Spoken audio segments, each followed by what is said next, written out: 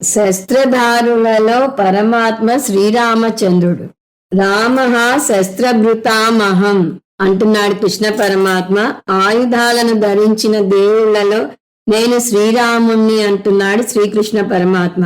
మన దేవుళ్ళందరికీ ఆయుధాలున్నాయి. పరమేశ్వరుని చేతిలో పినాకం అనే విల్లు ఉండటం వల్ల ఆయనను పినాకపాణి అంటారు. రామచంద్రుని చేతిలో కోదండ అనే విల్లు ఉండటం వల్ల ఆయనను కోదండపాణి అంటారు. విష్ణుమూర్తిని సారంగపాణి అంటారు.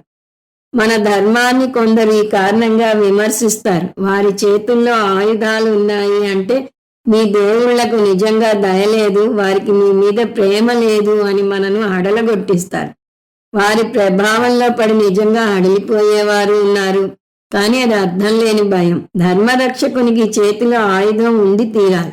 ధర్మ సంస్థాపన కోసం నేను మళ్ళీ మళ్ళీ అవతారం ఎత్తుతాను అని కృష్ణ పరమాత్మే స్వయంగా చెప్పాడు. ధర్మరక్షణకు సామధాన భేద దండోపాయాలు వాడాలి. మొదటి 3 అహింసా పద్ధతిలో సమస్యను పరిష్కరించటానికి తోడ్పడతాయి. అయినా వినకపోతే దండం తప్పదు. ధర్మరక్షణ కోసం దండించటం తప్పు కాదు. అది తప్పు కాదు సరికదా, సరి అయిన మార్గం కూడా. ఇంకా చెప్పాలంటే అది సరి అయిన మార్గమే కాదు, అది ఒక్కటే సరి అయిన మార్గం కూడా. రామాయణంలో కూడా శ్రీరాముడు రావణాసురునికి చివరగా ఇంకొక అవకాశం ఇచ్చాడు. యుద్ధ భూమిలో ఇవాళ వెళ్ళి రేపు రా అన్నాడు. అలాగే మహాభారతంలో కురుక్షేత్ర యుద్ధానికి ముందు కృష్ణ పరమాత్మే స్వయంగా సంధి కుదర్చటానికి వెళ్ళాడు. కానీ సంధికి దిగి రాలేదు దుర్యోధనుడు. క్షత్రియునికి ధర్మయుద్ధం చేయటం అతని ధర్మం. ధర్మయుద్ధం పుణ్యాన్ని కలగజేస్తుంది. స్వర్గలోకానికి వెళ్తారు, అంతేకాని పాపం కలగదు, నరకానికి వెళ్ళడు.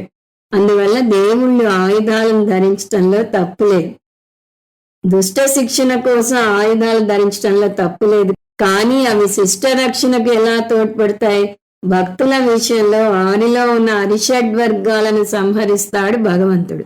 అరిషడ్వర్గాలు అంటే కామ, క్రోధ, లోభ, మోహ, మద, మాత్సర్యాలు. వీటన్నింటినీ నాశనం చేస్తాడు. ఆ విధంగా భగవంతుడు బాహ్యంగా ఉన్న శత్రువులను, అంతర్గతంగా ఉన్న శత్రువులను కూడా నాశనం చేస్తాడు. అందువల్ల శస్త్రధారులలో నేను శ్రీరామచంద్రుణ్ణి అని చెప్పాడు కృష్ణ పరమాత్మ 10వ అధ్యాయంలో.